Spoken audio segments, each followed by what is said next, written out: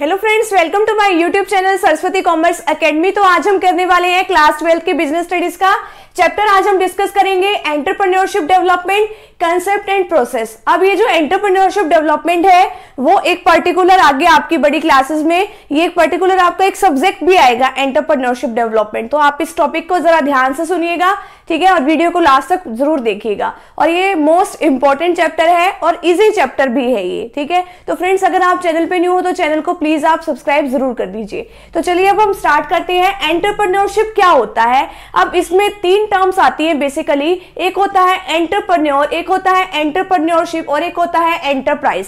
अब एंटरप्रेन्योर तो वो पर्सन होता है कि जिसके दिमाग में भाई आइडिया आया, अब वो बिजनेस को क्या करेगा, अब वो बिजनेस को स्टार्ट करेगा। अब वो अपॉर्चुनिटी देखेगा कि हाँ भाई मेरे को किस तरीके का बिजनेस करना चाहिए, अब जो मैं बिजनेस करने जा रहा हूं क्या उसके मुझे सारे रिसोर्सेज अवेलेबल होंगे भी या नहीं होंगे, मुझे फाइनेंस इजीली मिल जाएगा या नहीं मिल जाएगा, ठीक है, अब मैं ये प्रोडक्शन कर सकता हूं या नहीं कर सकता हूं, अब वो सारी बातें देखेगा। तो यानी कि ये वो पर्सन है, it refers to the person who set up his or her business unit. यानी कि ये वो वाला पर्सन होता है कि या वो वाली पर्सन होती है जिसको हम क्या कहते हैं कि जो कि एक अपनी बिजनेस यूनिट सेटअप करता है, ठीक है। तो एंटरप्रेन्योर का मतलब तो ये है। अब एंटरप्रेन्योरशिप का मतलब क्या है? इसका मतलब क्या है कि ये एक प्रोसेस है। किस चीज की प्रोसेस है? कि setting up of one's own business unit. यानी कि एंटरप्रेन्योरशिप क्या है? जो एंटरप्रेन्योर जो बिजनेस सेटअप करता है उसकी ये प्रोसेस है। बिजनेस को सेटअप करने की क्या है? ये प्रोसेस है। अब जो रिजल्ट निकला यानी कि क्या बिजनेस बना उसको क्या कहेंगे हम? Enterprise. It refers to outcomes. यानी कि ये रिजल्ट है, यानी कि हमें हमारे पास क्या रिजल्ट निकल के आया है, क्या रिजल्ट निकला? एंटरप्रेन्योरशिप, ठीक है। अब ये एंटरप्रेन्योरशिप क्या है? प्रोसेस है। अब देखो, एक हमारे पास होता है एंटरप्रेन्योर, एक होती है एंटरप्रेन्योरशिप, एक होता है एंटरप्राइज, ठीक है। अब तीन बातों के इसमें डिस्कस करिए हमने। एंटरप्रेन्योर पर्सन होता है, एंटरप्रेन्योरशिप एंटरप्रेन्योर के थ्रू की जाने वाली प्रोसेस है, और एंटरप्राइज की क्या रिजल्ट निकला, कौन सी ऑर्गेनाइजेशन बनी है, ठीक है, इसके अंदर ये आता है। तो इसको सब्जेक्ट कहेंगे, इसको वर्ब और इसको ऑब्जेक्ट। SVO के नाम से क्वेश्चन भी आ सकता है। अब एंटरप्रेन्योरशिप क्या होती है? It refers to the process. ये क्या है? एंटरप्रेन्योरशिप, ये भी हमने ऊपर भी डिस्कस किया। ये क्या है? एक प्रोसेस है। किस चीज की प्रोसेस है? Of creating a business. यानी कि बिजनेस को क्रिएट करने की। अब बिजनेस को क्रिएट क्यों किया जा रहा है? ताकि हमें प्रॉफिट अर्न हो। You need to earn profits under the condition of risk and uncertainty। कई बार तो हमें पता भी नहीं होता कि कितना रिस्क होने वाला है, लेकिन फिर भी हम क्या करते हैं? एक बिजनेस सेटअप करते हैं। तो एंटरप्रेन्योरशिप क्या है? एंटरप्रेन्योर के थ्रू की जाने वाली प्रोसेस है जिसके थ्रू वो क्या करता है? अपना एक बिजनेस सेटअप करता है जिसके अंदर बहुत ही ज्यादा रिस्क भी हो सकता है और अनसर्टेनिटी भी होती है, ठीक है। लेकिन उसका मेन ऑब्जेक्टिव क्या है? ज्यादा से ज्यादा प्रॉफिट अर्न करना है, ठीक है। तो यहां तक का आपको समझ आ गया होगा। नेक्स्ट इसकी फीचर्स क्या है एंटरप्रेन्योरशिप की? ये है सिस्टमैटिक स्टडी। अब सिस्टमैटिक एक्टिविटी होती है इसके अंदर। ये नहीं है कि कोई भी काम कहीं से स्टार्ट कर लिया, नहीं।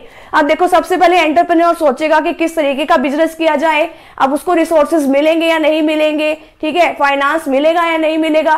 तो ये सारे कुछ एक सिस्टम से ये एक एक्टिविटी चलती है। ये नहीं है कि कहीं से कोई सा ही काम जो है वो स्टार्ट कर दिया जाए। अब आज के टाइम में तो एंटरप्रेन्योरशिप की ट्रेनिंग भी दी जाती है, उसमें आपको बताया भी जाता है कि किस तरीके से क्या काम होना है, ठीक है। आपको ट्रेनिंग और आपको नॉलेज होनी चाहिए अगर आप एंटरप्रेन्योरशिप की कोई भी प्रोसेस कर रहे हो तो, ठीक है। नेक्स्ट है लॉफुल एंड पर्पसफुल एक्टिविटी। अब एंटरप्रेन्योरशिप में ये नहीं है कि आपने इलीगल कोई काम करना स्टार्ट कर दिया, नहीं। आपने जो पर्पस बनाया है वो आपका लॉफुल होना चाहिए, यानी कि लॉ के अकॉर्डिंग होना चाहिए, कानून के अंडर वो बातें होनी चाहिए। आपको कोई भी ऐसी एक्टिविटी नहीं करनी है कि गवर्नमेंट ही आपके पास आ जाए और आपको पकड़ के ले जाए, ठीक है, जेल में ले जाएगी वो तो अगर आप ढंग से काम नहीं करोगे। नेक्स्ट है इनोवेशन। अब इनोवेशन का मतलब है कि कुछ नया करने से है, यानी कि ऐसी टेक्नोलॉजी का यूज करें, ऐसे रिसोर्सेज का यूज करें, ऐसी मशीनरी का यूज करें कि जिससे कोई नया प्रोडक्ट निकल के सामने आए। अगर कोई नया प्रोडक्ट होगा ना तो वो लोग उसको खरीदेंगे भी, उसको अच्छे से यूज भी करेंगे, ठीक है। तो हमें लगातार कुछ ना कुछ नया सोचते रहना ताकि हमारे बिजनेस में ज्यादा से ज्यादा प्रॉफिट अर्न हो। बहुत सारे लोग होते हैं लेकिन इसमें से बहुत कम होते हैं कि जो मार्केट की अपॉर्चुनिटीज को देखते हैं कि हाँ भी मार्केट में कैसी अपॉर्चुनिटीज है, ठीक है, किस तरीके की डिमांड हो सकती है या हम किस तरीके की डिमांड को क्रिएट कर सकते हैं। लगातार मार्केट में कुछ नया करें। नेक्स्ट है रिस्क टेकिंग। अब ये नहीं है एंटरप्रेन्योरशिप में रिस्क बिल्कुल भी नहीं होता, नहीं, एंटरप्रेन्योरशिप में पूरा रिस्क है।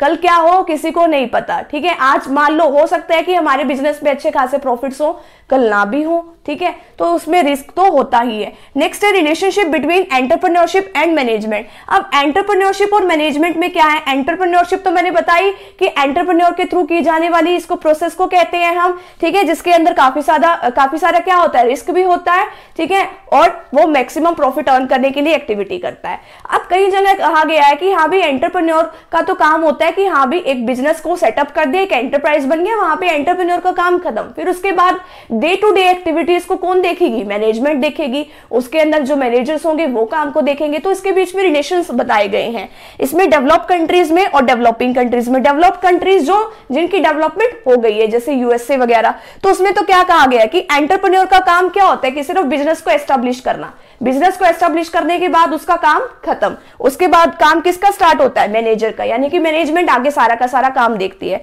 लेकिन डेवलपिंग कंट्रीज में क्या कहा गया कि एंटरप्रेन्योर का काम जो है ये नहीं है कि उसने बिजनेस को सेटअप कर दिया उसका काम खत्म वहीं पे, नहीं, उसका काम बिल्कुल लास्ट तक चलेगा, जब तक बिजनेस बंद नहीं होता वो डे टू डे एक्टिविटीज को भी देखेगा, सारे कामकाज को देखेगा। तो इस तरीके से इसमें रिलेशनशिप बताया गया है। अब आता है इसका डिफरेंस क्या है एंटरप्रेन्योरशिप और मैनेजमेंट में। अब फोकस किसके ऊपर रहता है एंटरप्रेन्योरशिप में कि उन एक्टिविटीज के ऊपर इसका फोकस रहता है कि बिजनेस को स्टार्ट करना है, activities related to starting a business, यानी कि ये सारी एक्टिविटीज पे नजर रखता है कि जो बिजनेस को स्टार्ट करने के लिए जितनी भी एक्टिविटीज करनी पड़ती है। और इसका मैनेजमेंट का क्या फोकस रहता है कि बिजनेस के डेली बेसिस का काम हमें चलाना है, बिजनेस की ऑपरेशंस का ध्यान रखना है, ठीक है। नेक्स्ट है रिसोर्स रिलेशन। अभी एंटरप्रेन्योर तो सारे के सारे जितने भी इंपॉर्टेंट रिसोर्सेज हैं वो सारे कलेक्ट करके देगा। अब ये मैनेजमेंट क्या करेगी, जितने भी हमारे पास रिसोर्सेज है उसका अच्छे से यूटिलाइजेशन करेगी। टास्क अप्रोच, इसका तो काम क्या है कि सारा का सारा काम ये इनफॉर्मल वे से करता है, ये नहीं है कि इसके ऊपर किसी की बाउंडेशन नहीं है, और ये क्या है इसके ऊपर बाउंडेशन है, इसको सारा काम फॉर्मल तरीके से करना पड़ता है। स्टेटस, अब ये जो एंटरप्रेन्योर जो होता है वो तो एंटरप्रेन्योरशिप में ओनर होता है, मालिक होता है, लेकिन ये क्या है वर्कर। अब रिवॉर्ड में देखिए क्या है, अब रिवॉर्ड यानी कि इनको मिलता क्या है, एंटरप्रेन्योरशिप में एंटरप्रेन्योर को क्या मिलेगा, प्रॉफिट मिलेगा क्योंकि ये ओनर है, और इसको क्या मिलेगा, मैनेजमेंट में मैनेजर्स को सैलरी मिलेगी काम करने के बदले में। अब रिस्क में क्या कहेंगे हम, एंटरप्रेन्योरशिप को तो क्या है, ये तो रिस्क उठाता है एंटरप्रेन्योर, लेकिन ये क्या है मैनेजर कोई रिस्क थोड़ी उठाएंगे, वो तो रिस्क को अवॉइड करेंगे, वो तो रिस्क से बचेंगे, ठीक है। तो यहाँ पे हमारे ये डिफरेंस भी खत्म है। अब फटाफट से आप इसका स्क्रीनशॉट ले लीजिए, फिर हम आगे का जो पार्ट है वो डिस्कस कर लेते हैं। नेक्स्ट टॉपिक हमारे पास है नीड फॉर एंटरप्रेन्योरशिप। अब एंटरप्रेन्योरशिप की नीड क्यों अराइज हुई, सबसे पहला पॉइंट हमारे पास आता है initiating the process of development, यानी कि पहला इसमें काम क्या है, पहली नीड क्यों अराइज हुई, हमें अपने बिजनेस में क्या चाहिए, हमें अपने पूरी ऑर्गेनाइजेशन में भी क्या चाहिए, एक तो कि हमारी ऑर्गेनाइजेशन की भी डेवलपमेंट हो और साथ ही साथ में हमारी कंट्री की भी डेवलपमेंट हो। तो पहला स्टेप क्या है कि अगर ज्यादा से ज्यादा एंटरप्रेन्योरशिप के थ्रू ज्यादा से ज्यादा एंटरप्राइज सेटअप होंगे तो देश का क्या होगा, विकास होगा, क्योंकि हम नए नए रिसोर्सेज का यूज करके नए नए प्रोडक्ट्स बनाएंगे। नए नए प्रोडक्ट्स को अगर हम बनाते हैं तो ज्यादा से ज्यादा हमें मैक्सिमम से लोग भी चाहिए, क्योंकि वो प्रोडक्शन प्रोसेस में पार्टिसिपेट करेंगे। अगर वो आते हैं हमारे पास तो लोगों को अपॉर्चुनिटीज मिलती है काम करने की, अगर उनको काम करने की अपॉर्चुनिटीज मिली, उनको सैलरी मिली, उनका लिविंग स्टैंडर्ड भी इंक्रीज होगा, तो इससे ओवरऑल डेवलपमेंट जो है वो होता है। तो ऐसा तभी पॉसिबल है अगर ज्यादा से ज्यादा क्या बने, इंडस्ट्री सेटअप हो। नेक्स्ट है सस्टेनिंग द डेवलपमेंट, अगर इसमें डेवलपमेंट हो रही है तो उसको सस्टेन करके रखना, यानी कि उस डेवलपमेंट को बनाए रखना। ये नहीं कि एक बार हमने कुछ काम कर दिया उसके बाद कुछ करो ही ना, नहीं, हमें लगातार अगर हम कुछ प्रोडक्शन का भी कोई काम कर रहे तो उसमें लगातार इनोवेशंस करते रहो, यानी कि लगातार इसमें कुछ ना कुछ चेंजेस करते रहो। अगर कुछ चेंजेस होंगे तो लोगों को लगेगा कि हाँ भी ये कुछ नया प्रोडक्ट आ रहा है, तो इसमें काफी हमारा भी फायदा है। और इस तरीके का प्रोडक्ट बनाओ कि जिसपे कम कॉस्ट पे हम ज्यादा से ज्यादा प्रोडक्शन कर सके और वो हमारा अच्छी क्वालिटी का भी हो। इसका मतलब मेन पॉइंट क्या है कि लगातार इनोवेशंस करते रहना है। नेक्स्ट है प्रोवाइडिंग एम्प्लॉयमेंट अपॉर्चुनिटीज। अब देखो एंटरप्रेन्योरशिप से एंटरप्राइज सेटअप होती है तो उसमें ज्यादा से ज्यादा लोग काम करेंगे तो लोगों को रोजगार मिलेगा, ठीक है, तो ये इसकी नीड इसलिए राइज हुई। नेक्स्ट है फंक्शंस ऑफ एंटरप्रेन्योरशिप। अब फंक्शंस क्या क्या है, इसके दो फंक्शंस है इसमें। पहला है यानी काम क्या क्या करता है functions of entrepreneurs in relation to economic development. अब देश के इकोनॉमिक डेवलपमेंट में क्या काम करता है, जनरेशन ऑफ एम्प्लॉयमेंट, देश के लिए तो एम्प्लॉयमेंट जनरेट करता है, क्योंकि एंटरप्राइज सेटअप होने की वजह से लोगों को क्या मिलेगा, रोजगार मिलेगा। अगर लोगों को रोजगार मिलता है तो उससे उनका लिविंग स्टैंडर्ड भी बढ़ता है, ठीक है, क्यों, क्योंकि उनको सैलरी मिलेगी, वो अच्छा कमाएंगे, तो इससे हमारी ओवरऑल डेवलपमेंट भी होती है और लोगों को रोजगार मिलना भी एक मेन काम है इसमें, एंटरप्रेन्योरशिप में। नेक्स्ट है जनरेशन ऑफ बिजनेस अपॉर्चुनिटीज। अब एक एंटरप्राइज तो सेटअप होगी, एक बिजनेस तो हो गया सेटअप, तो उस बिजनेस को स्टार्ट करने के लिए काफी सारे और बिजनेस भी स्टार्ट करने पड़ते हैं, तो उससे दूसरे बिजनेस भी सेटअप होते हैं। तो इस तरीके से हमारी कंट्री की भी डेवलपमेंट होती है। दूसरे बिजनेस किस तरीके से सेटअप होंगे, अब मान लो ये एंटरप्रेन्योरशिप की एक प्रोसेस है, हमने मान लो कोई एक बिजनेस जो है एस्टेब्लिश कर लिया, अब उस बिजनेस को सप्लाई करने वाले, गुड्स की सप्लाई करने वाले का भी बिजनेस चाहिए, तो हमें वो भी बिजनेस एस्टेब्लिश करने पड़ेगा। अब जो हमारा सामान बन गया, अब वो सामान जो है इंटरमीडिएट्स के थ्रू जाएगा भी कहीं, तो होलसेलर और रिटेलर से रिलेटेड बिजनेस की भी एस्टेब्लिशमेंट होती है। यानी कि मेन बिजनेस तो बनता ही है, उसके साथ साथ दूसरे बिजनेस की भी एस्टेब्लिशमेंट होती है। नेक्स्ट है improvement in economic efficiency. Efficiency का मतलब क्या है कि यानी कि पहले जितनी कॉस्ट पे ज्यादा से ज्यादा प्रोडक्शन करना।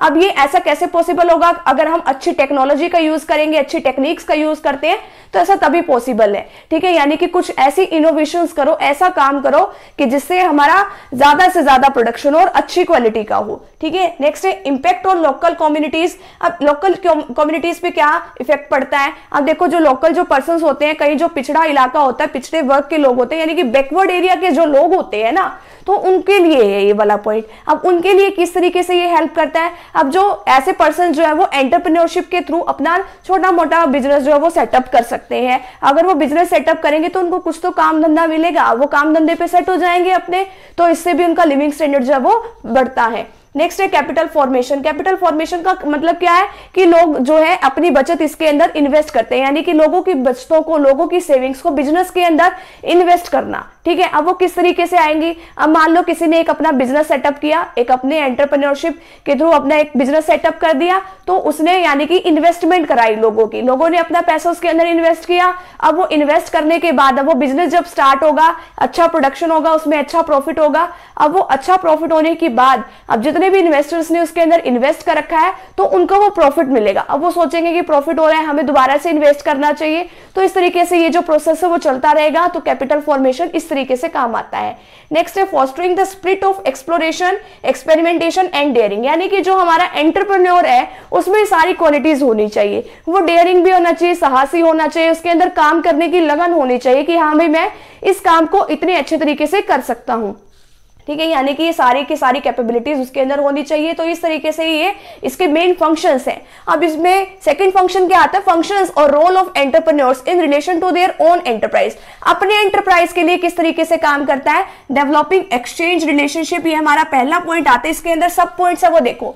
प्रिसीविंग मार्केट अपॉर्चुनिटीज, मार्केट की अपॉर्चुनिटीज देखो कि मार्केट में क्या क्या अपॉर्चुनिटीज है। अब गवर्नमेंट ने क्या रखा है कि अगर आप स्पेशल इकोनॉमिक जोन्स में या गांवों में अपना बिजनेस सेटअप करते हो तो आपको इतनी सब्सिडी दी जाएगी या आपको हम कुछ अच्छी छूट प्रोवाइड करेंगे। तो हमें ऐसी जगह पे इन्वेस्ट करना चाहिए जहां पे हमें फायदा हो, ठीक है। नेक्स्ट है gaining command over square resources, ऐसे रिसोर्सेज जिनकी कमी है और जो हमारे अपने बिजनेस में हमें काम करने के लिए चाहिए, तो उनके ऊपर हमारी अच्छी कमांड होनी चाहिए। हमें वो रिसोर्सेज सारे लेने हैं, हमारे पास मनी भी होनी चाहिए, मशीनरी भी होनी चाहिए और जो है मटेरियल, रॉ मटेरियल वगैरह जो होना चाहिए। नेक्स्ट है परचेजिंग इनपुट। अब परचेजिंग इनपुट का मतलब क्या है, रॉ मटेरियल अब हमें परचेज करना है, ठीक है। अगर रॉ मटेरियल होगा तभी तो हम फिनिश्ड गुड्स बनाएंगे।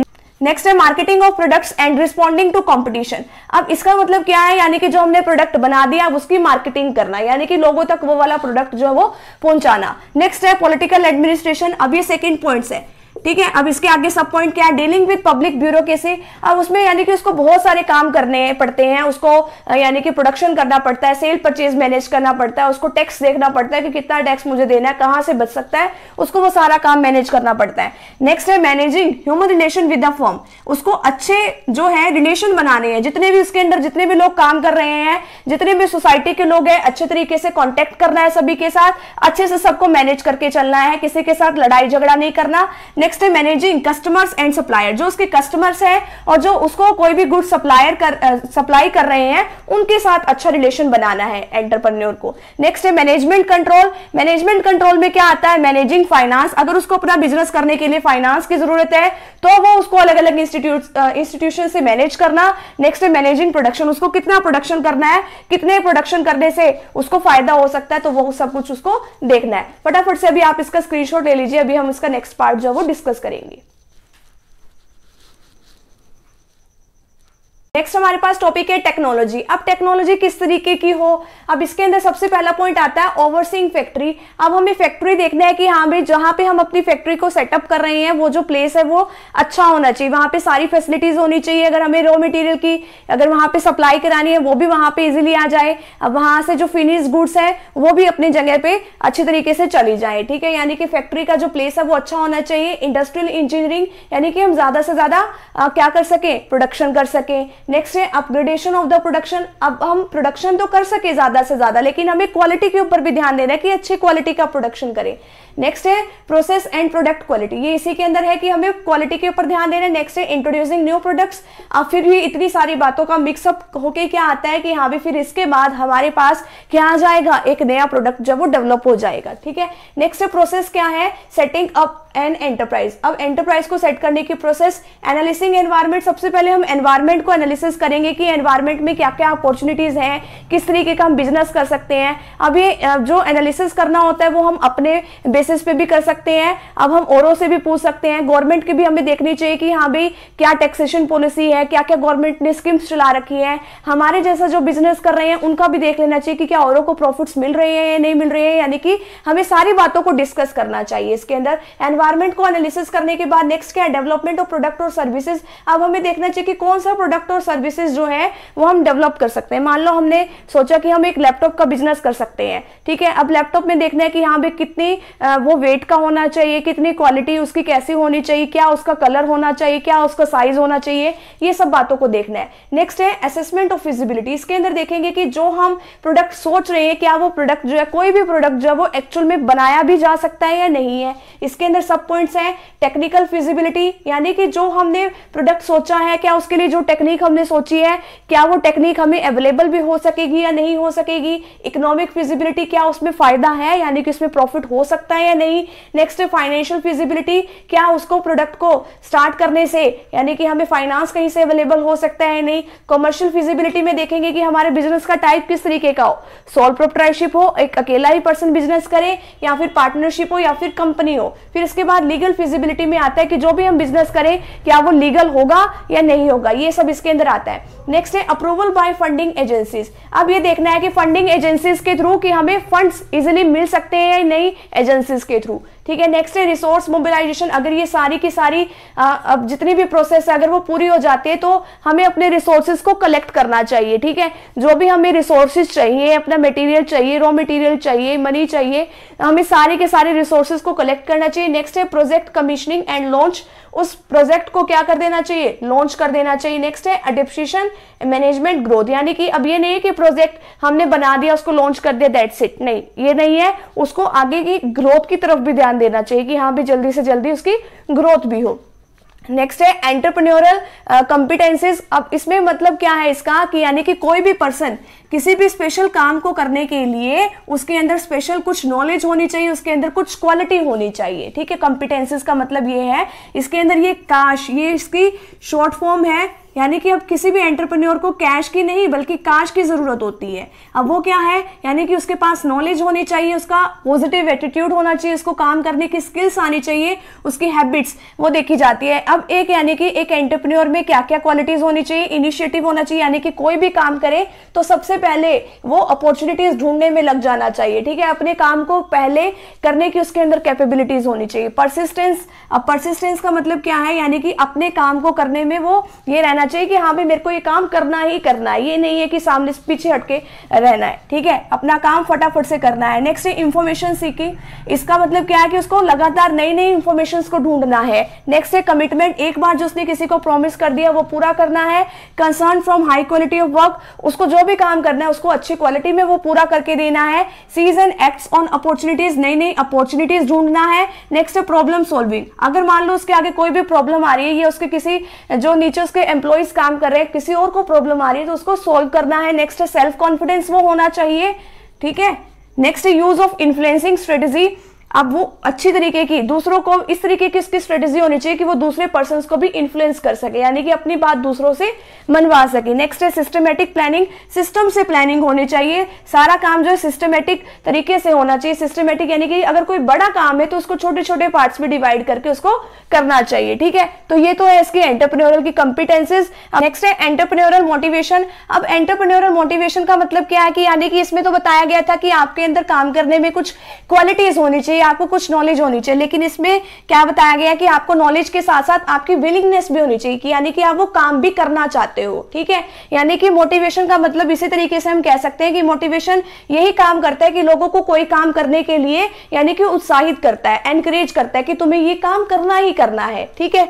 अब नेक्स्ट है इसके आगे पॉइंट्स बताए हैं नीड फॉर अचीवमेंट। अब नीड फॉर अचीवमेंट में क्या बताया गया कि अचीवमेंट के थ्रू यानी कि हम क्या अचीव करना चाहते हैं, ठीक है, हम जो कुछ भी अचीव करना चाहते हैं उसके लिए हमें वो काम करना है। अब आपके लिए क्या अचीवमेंट होगी कि आप बोर्ड्स में 95+ % लेके आओ, ठीक है, तो उसके लिए आपको करना क्या पड़ेगा, आपको अच्छे से स्टडी करनी पड़ेगी। तो अचीवमेंट के लिए कोई भी पर्सन जो है वो मोटिवेट होता है और उसके अकॉर्डिंग वो काम करता है। नेक्स्ट है नीड फॉर पावर, हर कोई ऊंची पावर चाहता है, हाई पावर चाहता है, उसको ये है कि मेरा अच्छा खासा स्टेटस हो, हाई स्टेटस हो, ठीक है, तो वो इसलिए वो काम करता है। नेक्स्ट है नीड फॉर एफिलिएशन, यानी कि वो अपने साथ साथ दूसरों के लिए भी काम करना चाहता है, सोसाइटी के लिए या फिर जो उसके एम्प्लॉई हैं उनके लिए भी कुछ नया करना चाहता है, अपनी फैमिली के लिए कुछ करना चाहता है, तो उससे मोटिवेट होकर वो काम करता है। नेक्स्ट है नीड फॉर ऑटोनॉमी, हर कोई अपना ऑनर खुद बनना चाहता है, किसी के अंडर कोई काम नहीं करना चाहता, तो ये भी एक मोटिवेशन फैक्टर का काम करता है। तो यहाँ पे हमारी ये वीडियो जो है, ये जो चैप्टर है यहीं पे कंप्लीट होता है। तो फ्रेंड्स अगर आप चैनल पे न्यू हो तो चैनल को प्लीज सब्सक्राइब जरूर कर दीजिए